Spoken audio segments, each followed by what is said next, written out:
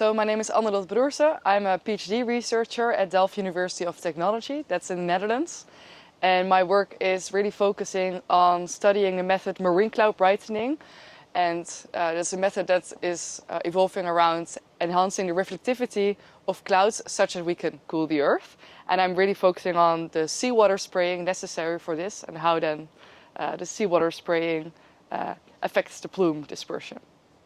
On a personal level, what drew your attention or your desire to get involved in climate? Mm-hmm. And then after that, specifically, what led you to be interested in the cloud brightening? So it was actually during my master thesis when I did applied physics. I was working on a project for climate and viruses, and I learned there how interdisciplinary the problem was. And my supervisor was also always talking about this geoengineer or climate intervention methods. And it was really drawn to me because I saw that this problem is so interdisciplinary, and it should be people from physics, but also from social studies involved, and people who are good at communicating about it. And that really felt like the right place for me. So, yeah. And specifically, cloud brightening? Cloud brightening, yeah. So I think that's also really interesting from a physics point of view.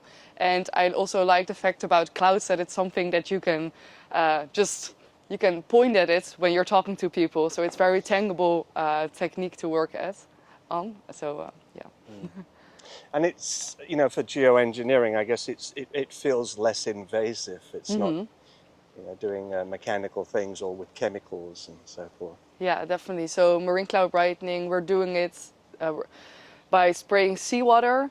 So you're just nebulizing sea spray into the air, and the sea salt then moves towards the cloud, and in the cloud more droplets form in the cloud such that they reflect more sunlight. So it's really based on a natural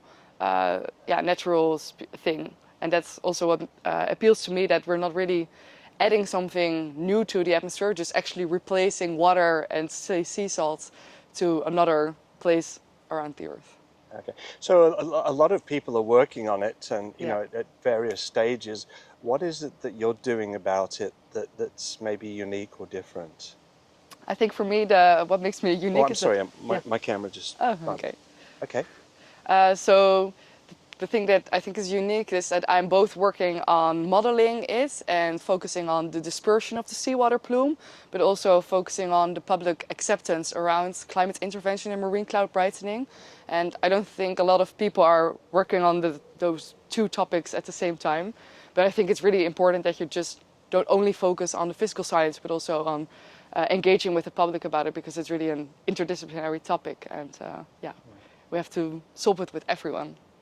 Because in many cases, and probably in geoengineering more than others, the engagement and the behavioral acceptance aspects of it are in some ways bigger than the science. Yeah, definitely. Yeah. Could you just, if you agree with that, could you just expound on that? Or? Yeah, so I think we already did quite a lot of modeling, and now we're at the point that we really need to go outside to do these field trials. And then it's not even the technology that is also hampering the development, but, well, no, let me rephrase. Hold on, I'm just going to start again.